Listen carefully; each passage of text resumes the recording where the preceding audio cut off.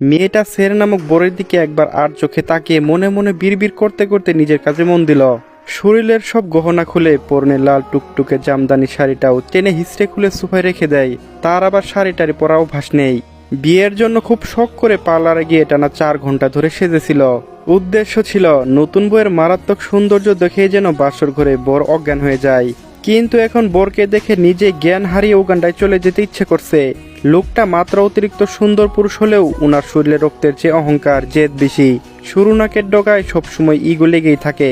তার মাঝে মধ্যে ইচ্ছে করত ওই সের নামক ইগোওয়ালা ড্রামের সুন্দর নাকের ডগায় চাপাতে দিয়ে কেটে দিতে, তাহলে হয়তো একটু ভালো হতো। আলো এসব ভাবতে ভাবতে ব্যাগ থেকে টি শার্ট প্লাজো বের করে সোজা ওয়াশরুমে ঢুকে গেল। তার আজ মন মেজাজ একটু ভালো নেই। কোথায় একটু মিষ্টি মিষ্টি কথা বলে তাকে বোঝাবে এই বিয়েটা মেনে নেওয়ার জন্য, কিন্তু না, উল্টো তার উপরই চিল্লাপাল্লা করছে। এই জন্যই বলে অতি আশা করতে নেই, না হলে এইভাবে মুখ থুবড়ে পড়ে যেতে হয়, তাও স্যার উরুফে পচা গোবরের মধ্যে। ওয়াশরুম থেকে ফ্রেশ হয়ে এসে পিঠ পর্যন্ত কার্ভ করা চুলগুলো ছেড়ে দিয়ে সোফায় গিয়ে শুয়ে পড়ল। ওই লোকটার সাথে একই বিছানায় শোয়ার কোনো ইচ্ছে নেই তার, তবে এর পিছনে একটা কারণ রয়েছে। তার শুয়ে থাকার কোনো সিঁড়ি নেই। ঘুমের ঘরে মুখে থেকে হাত পা বেশি চলাচল করে। একবার তো ঘুমের মধ্যে তার কাজিনের নাক ফাটিয়ে দিয়েছিল ঘুষি মেরে। তারপর থেকে তার সাথে এক বিছানায় কেউ থাকতেই চায় না, বিশেষ করে তার ছোট বোন ছায়া।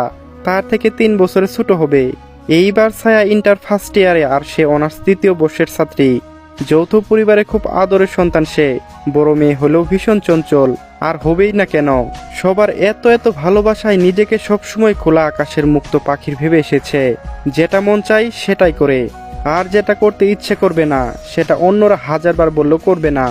আফটার অল সে নিজ মর্জিতে চলতে বেশি পছন্দ করে, আর এটাই আজ তার জীবনে কাল হয়ে দাঁড়ালো। ভবিষ্যতে আরো কি কি দেখতে হবে খোদা জানে। আলো এসব আকাশ পাতাল ভাবতে ভাবতে একসময় ঘুমিয়ে যায়। হঠাৎ করে মাঝরাতে কিছু ধপাস করে পড়ে যাওয়ার শব্দে আধারে ঘুম ভেঙে গেল। সে তড়ি ঘুরি করে উঠে বসলো এবং আশেপাশে তাকিয়ে বোঝার চেষ্টা করলো কোথায় থেকে শব্দটি এসেছে। ড্রিম লাইটের ঝাপসা আলোয় সবকিছু স্পষ্ট দেখতে না পেয়ে বিছানা থেকে নেমে রুমের বড় লাইট অন করে দিল। ঠিক তখনই তার চোখ গেল আদুরে সোফার নিচে সাদা টাইলসে মেঝেতে উবুর হয়ে বেঘরে ঘুমিয়ে থাকা মেয়েটির দিকে। লাল প্লাজো হাঁটুর উপর উঠেছে, সঙ্গে কালো টি শার্টও কোমর উপর উঠে রয়েছে। ফলস্বরূপ ফর্সা দুটো পা ও ধনুকের মতো বাঁকানো সাদা কোমর উন্মুক্ত হয়ে আছে। এই দৃশ্য দেখে ভুকুসকে গেল আধারের। এত বড় দামড়ি মেয়ে ঘুমানোর স্টাইল দেখে অবাক না হয়ে পারল না, রীতিমতো তার হাসি পাচ্ছে। সোফা থেকে ফ্লোরে পড়ে গেছে, অথচ ঘুম ভাঙল না ম্যাডামের। আধার দীর্ঘ নিঃশ্বাস ছেড়ে ধীর পেয়ে এগিয়ে এসে নিচে পড়ে থাকা রমণীর পাশে হাঁটু গেড়ে বসলো। ঘুমন্ত মেয়েটির টি শার্ট ও প্লাজো ঠিক করে দিতে চেয়েও কিছু একটা ভেবে উঠে দাঁড়ালো। পিছন ফিরে বিছানার পাশে থাকা টি টেবিলের উপর থেকে পানি ভর্তি জগটা নিয়ে এসে সব পানি রমণীর মাথায় উপর ঠাস করে ঢেলে দিল। আচমকা এমন হওয়ায় মেয়েটি ভয় পেয়ে হুড়মুড় করে লাফ দিয়ে উঠে বসতে বসতে চেঁচিয়ে উঠল, বৃষ্টি বৃষ্টি বৃষ্টি, আমি ভিজে গেলাম বৃষ্টি পানিতে।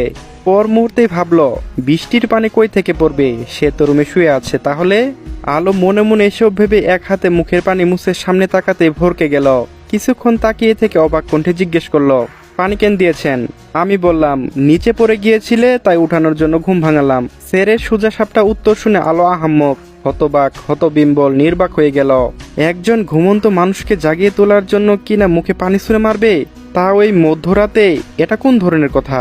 আমার সাথে এমনটা কেন করলে দাদা যান? তুমি জানতে আমি বিয়ে নামক বন্ধন থেকে নিজেকে কতটা দূরে সরিয়ে রেখেছিলাম। তবু তোমার জন্য, শুধুমাত্র তোমার জন্য এই বিয়েটা করলাম, কারণ আমি চাইনি আমার জন্য আমার দাদাজান কষ্ট পাক, তার শেষ ইচ্ছেটাও পূরণ থাক। কিন্তু তুমি কি করলে? আমার ডিপার্টমেন্টের ছাত্রীর সাথে আমাকে বেঁধে দিলে, যাকে আমি একটু পছন্দ করি না, অথচ আজ সে আমার ওয়াইফ। আমার ভাগ্যের উপর রীতিমতো হাসি পাচ্ছে। ট্রাস্ট মি দাদাজান, তোমার থেকে এমনটা কখনো আশা করিনি। দিন শেষে তুমি মানুষটা আমাকে চিনলা না। এই অসহনীয় ব্যথাটা কোথায় রাখি বলো তো দাদাজান? ফুল পার্ট গল্প দেখতে চাইলে ইউটিউবে যেতে হবে। ইউটিউবে যাওয়ার পর সার্চ বারে লিখবেন